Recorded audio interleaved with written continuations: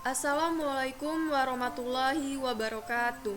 Perkenalkan, nama saya Citra Poja Ananda dengan NIM 122210016 dari kelas RA Program Studi Teknik Sipil Institut Teknologi Sumatera. Pada kesempatan kali ini, saya akan menjelaskan tutorial uji korelasi Kramers-Pi. Uji korelasi Kramers-Pi termasuk statistik non-parametrik, digunakan untuk menguji hubungan antara variabel. Datanya berskala nominal atau nominal salah satu variabelnya berskala data nominal. Uji korelasi Kramers ini mendasarkan pada perhitungan tabulasi silang atau tabel kontingensi. Pengujian Kramers-Pi cocok digunakan bila jumlah kategori antara baris dengan kolom tidak sama, misal tabel 3x4 atau 4x5. Mari kita lihat contohnya.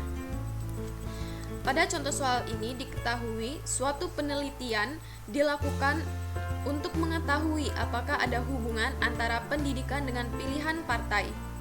Kita lihat pada data pendidikan, yaitu di mana 1 SMP, 2 untuk SMA, dan 3 untuk PT atau perguruan tinggi.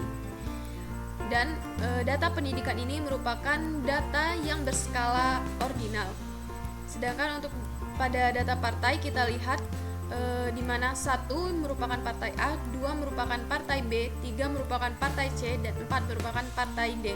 Di mana data partai ini merupakan data yang berskala nominal. Pada data tabel berikut ini dapat kita lihat bahwa terdapat 22 responden. Jadi, ketika pendidikan 3 atau perguruan tinggi, maka ia memilih partai D. Ketika pendidikan 1 SMP, maka dia memilih partai 3, yaitu partai C. Selanjutnya, diketahui juga yaitu H0 tidak ada hubungan antara pendidikan dengan pilihan partai. H1 yaitu ada hubungan antara pendidikan dengan pilihan partai. Untuk mengerjakan contoh soal sebelumnya, yaitu pertama-tama buka terlebih dahulu aplikasi SPSS. Setelah itu, klik tombol variable view, lalu ketik pendidikan pada baris pertama dan ketik partai pada baris kedua. Setelah itu, ubah desimal pada pendidikan maupun partai menjadi 0.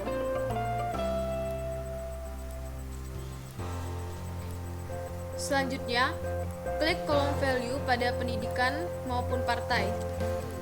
Pada kolom value pendidikan, maka ketik 1 untuk SMA, ketik 1 untuk SMP, lalu add, ketik 2 untuk SMA, lalu add lagi, dan ketik 3 untuk perguruan tinggi atau PT. Setelah itu klik OK. Begitu juga pada value baris partai. Ketik 1 untuk partai A, lalu add, ketik 2 untuk partai B, lalu add lagi, ketik 3 untuk partai C, lalu add, dan ketik 4 untuk partai D, lalu add dan klik OK. Setelah tampilannya berubah menjadi seperti ini, kita kembali ke kolom data view. Maka otomatis kolom 1 dan kolom 2 akan berjudul pendidikan dan partai. Kemudian pada kolom pendidikan dan partai, maka kita isi data-data yang sesuai pada contoh soal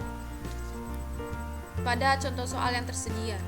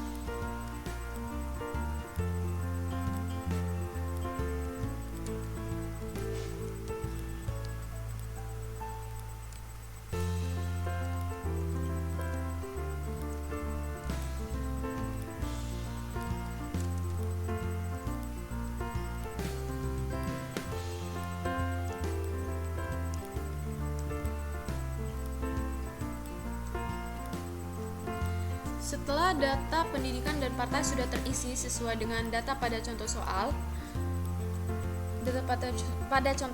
maka klik Analyze, menu Analyze.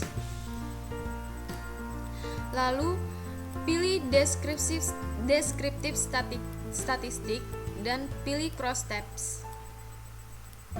Maka akan muncul tampilan seperti ini. Untuk item pendidikan, maka kita pindahkan kepada kolom row. Lalu untuk item partai, maka kita pindahkan untuk kolom. Setelah itu kita klik statistik dan checklist pada bagian P and Cramer's fee. Lalu continue dan OK. Maka akan muncul tampilan seperti ini yang merupakan hasilnya. Di sini terlihat datanya di mana yang pendidikan SMP yang memilih partai A itu tidak ada memilih partai B, dan yang memilih partai C 3 orang, memilih partai D 1 orang. Untuk SMA, yang memilih partai A 2 orang, yang memilih partai B 3 orang, yang memilih partai C 2 orang, dan yang memilih partai D 2 orang. Untuk perguruan tinggi, yang memilih partai A 1 orang, yang memilih partai B 5 orang, dan yang memilih partai C 1 orang, dan yang memilih partai D 2 orang. Nah, untuk membuat kesimpulan, maka kita perlu melihat nilai signifikansi dari Cramers yang dihasilkan, di mana nilai signifikansi dari Cramers yang dihasilkan ada pada baris berikut, yaitu sebesar 0,256. Jadi, untuk membuat kesimpulan,